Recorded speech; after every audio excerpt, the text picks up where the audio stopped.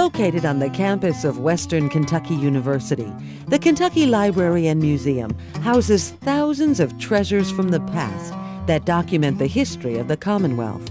In addition to the library and museum collections, the building is also home to the Manuscripts and Folklife Archives and the university's archives. Diaries, letters, books, clothing, photographs, and furniture. They all tell a story of our state, its past and its present.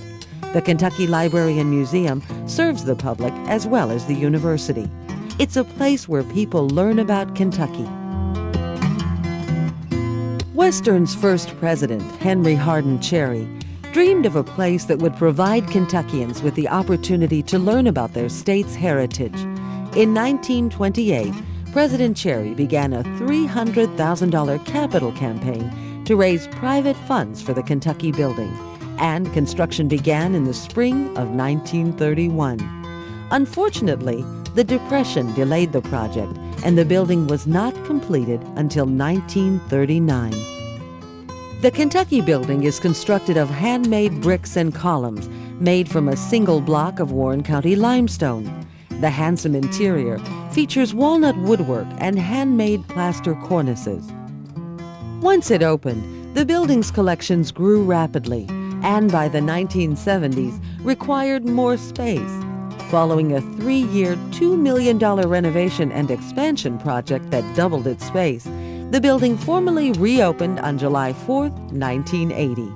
Today, this secure, climate-controlled facility houses 70,000 volumes of books, the oldest published in 1585, 12,000 photographs, 10,000 postcards, and more than 1,000 maps.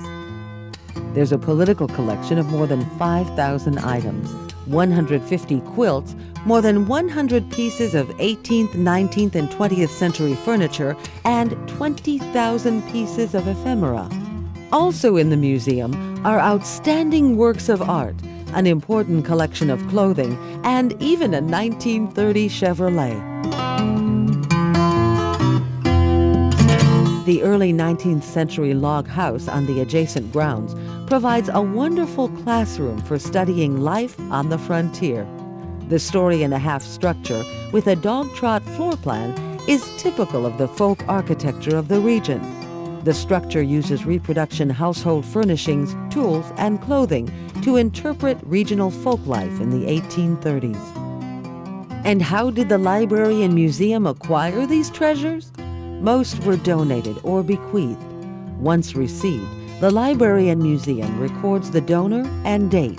Items are then cataloged and prepared for future use. Kentucky library collections are used by university faculty, staff, students, and scholars, and researchers from every state and more than a dozen foreign countries. American costume classes study the museum's historic clothing. History students read letters written from the trenches in World War I and II. Literature classes enjoy the papers and published works of Kentucky authors, and folklore students explore tapes and tales in the Folklife Archives. Creating exhibits requires imagination, considerable labor, and a great deal of research.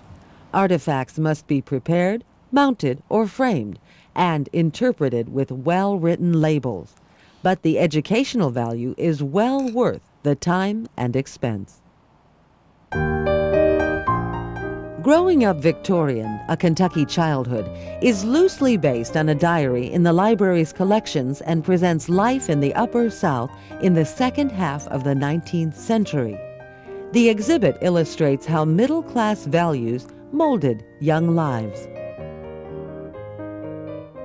Roads, Rails, and Rivers, Warren County Then and Now, presents area history through the themes of transportation, business and industry, religion, education, war, health and medicine, and entertainment.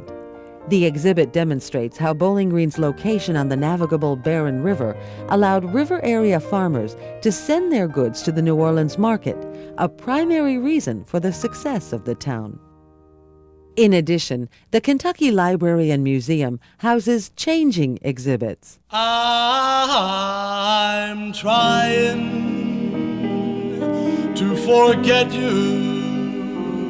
Integra Bank, P.S. I Love You, the Hilltoppers, remembered the quartet that sang their way in about a 6-month period from Western's Van Meter Auditorium to the Ed Sullivan Show.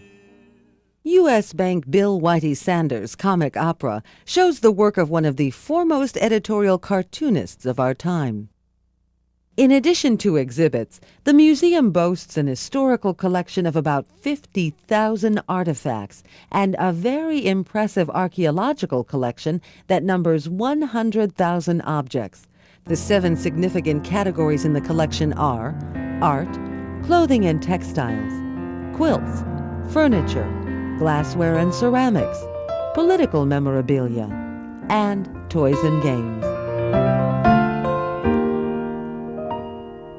The art collection contains more than 1,000 paintings, prints, and sculptures, and include Kentucky artists, a large folk art collection, portraits of Civil War dignitaries John Breckinridge, former Vice President and Confederate General, Raphael Sims, head of the Confederate Navy, Isham Harris, Confederate Governor of Tennessee, as well as prominent Kentuckians Duncan Hines, food expert, Warner Lewis Underwood, Congressman from Kentucky, and Henry Hardin Cherry, educator and founder of Western Kentucky University.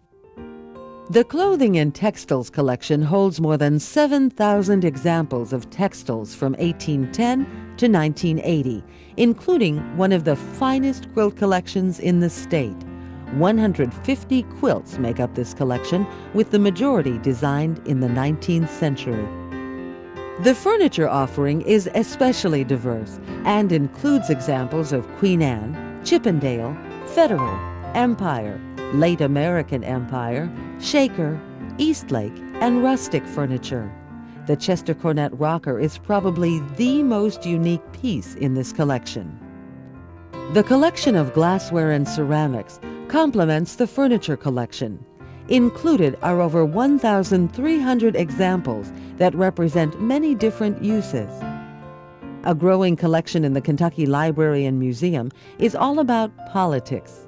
The Rather Kentucky Political Memorabilia collection contains more than 5,000 examples of political memorabilia. The collection focuses on state and local politicians, but also includes materials from several famous national campaigns. The donor, Julius Rather, continues to add pieces each year. Rounding out the museum collections are an impressive group of toys and games. Approximately 2,800 toys, dolls, and games make up a collection that dates from the late 19th century. Several categories include cast iron, tin mechanical, miniature furniture, and china head and porcelain bisque dolls. The Kentucky Library is also home to a vast amount of printed materials about Kentucky, including books, newspapers, genealogical items, illustrative materials, political cartoons, maps, and Robert Penn Warren's library. Robert Penn Warren, a distinguished scholar and writer, was born in Guthrie, Kentucky in 1905. He achieved fame as a poet, novelist, essayist, critic, and editor. His many awards include 3 Pulitzer Prizes. Also, he was named the first U.S. Poet Laureate in 1986 and received the Presidential Medal of Freedom. Because of his close ties to Kentucky, his family chose to donate his personal library to Western Kentucky University after his death in 1989. This library now resides on the 2nd floor. The Genealogy Collection consists of books, periodicals, family files, and charts with an emphasis on South Central Kentucky families. Kentucky census information from 1790 to 1930 is also included here. The illustrative materials in the library consist of more than 12,000 photographs taken between the 1850s and the late 20th century. Most of the 10,000 postcards, engravings, and other materials in these collections relate to Kentucky in the late 19th and early 20th centuries. The library also has hundreds of political cartoons relating national and international affairs. Perhaps the most exciting materials are the Kentucky Library's manuscripts holdings. Manuscripts are unpublished materials. They include letters, diaries, account books, the political collection, and folklife archives. These documents give insight into the day-to-day lives of their authors. The major collections included are the papers of William Natcher, former United States Congressman from Kentucky; Courtney Ellis, a collection of steamboat materials; Janice Holt Giles, a prolific Kentucky novelist; the Underwood family, an important political family in 19th century Bowling Green; the Green family, relating to the Green family of Falls of Rough, Kentucky; and records of the South Union Shakers. In a related area, Folklife Archives holdings consist of oral histories and class projects generated by folk studies undergraduates and graduate students and faculty members. University Archives houses records that document the history of Western Kentucky University. From the president's papers to student scrapbooks, publications, photographs, and memorabilia of the Western spirit, the collection provides insight into educational life in Bowling Green. In addition, the archives preserve photographs and artifacts given by former students of Southern Normal School, Potter College for Young Ladies, the Bowling Green Business University, Ogden College, and Western. The Kentucky Library and Museum serves as a public resource that exists to educate students of all ages about the state's history. Walk through the doors of the Kentucky Library and Museum and step into the past. Whether it be 1792, 1892, or 1992, remnants of the Commonwealth's rich cultural heritage can be found at the Kentucky Library and Museum.